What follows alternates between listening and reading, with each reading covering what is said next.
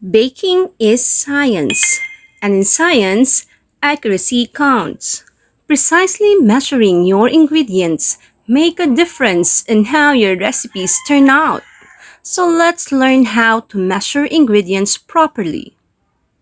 Measuring ingredients may be done either by volume or by weight. By volume, we'll use the measuring cups.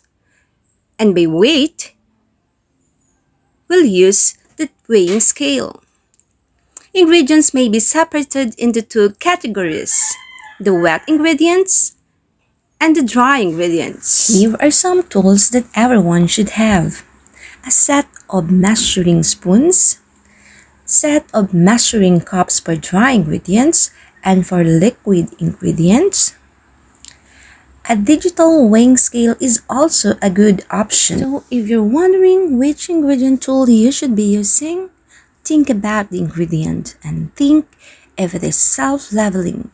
So that means when you pour it, when you spoon it, it levels completely flat by itself, like oil, milk, water, and buttermilk. They would absolutely level flat because of gravity. So for those ingredients, use the liquid measuring cup. And if it is not self-leveling like flour, cocoa powder, sugar, use the measuring cups and level it off. Let's have the measuring spoons first. They come in graduated sizes that include 1/8 teaspoon, a 1/4 teaspoon, half teaspoon, 1 teaspoon, 1 tablespoon. They are used for small measurements that are used in the recipe. To measure using your spoon, dig in your measuring spoon and level it with a spatula or the back of the knife.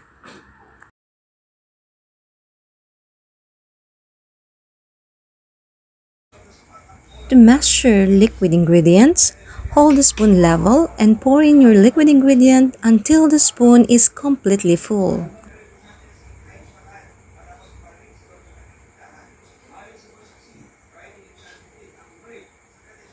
Now let's have the dry ingredients first. Dry measuring cups come in graduated sizes of a 1/4 cup, 1/3, half, and 1 cup. The proper way of measuring is not to scoop in items, but to spoon in your measuring cup and level it off. So fill your cup until it is overflowing, then level it off with a spatula or the back of a knife.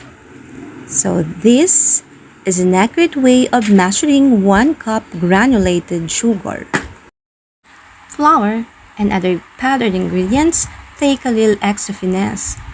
Flour is easily compacted and compressed, so it should be stirred first, then spoon into the measuring cup. Don't scoop or dig in your measuring cup, nor tap or pack your flour, or else you'll end up having more flour than you might need. Spoon until it is overflowing, then level it off. For powdered sugar, which is often lumpy, you have to sieve it first before measuring. So grab a parchment paper and a sifter, then sieve it, then place it into your measuring cup. It's different for brown sugar since it has more moist, so you need to pack it and compressed, and you'll know your measurement is correct when it holds its shape.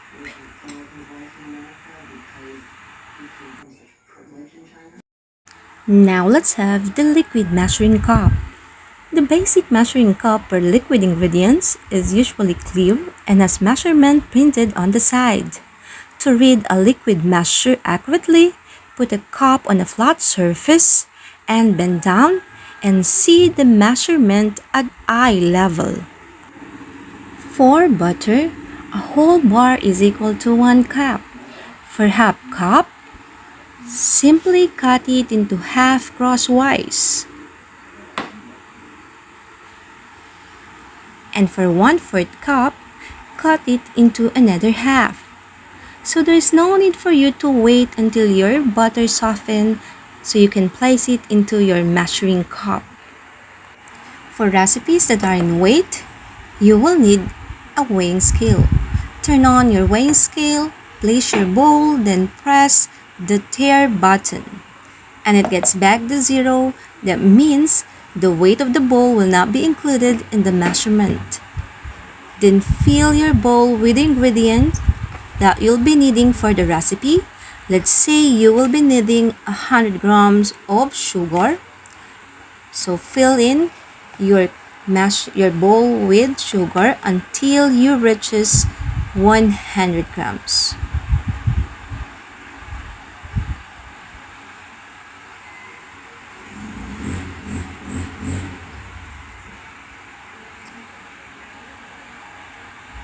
So there, you have 100 grams of sugar.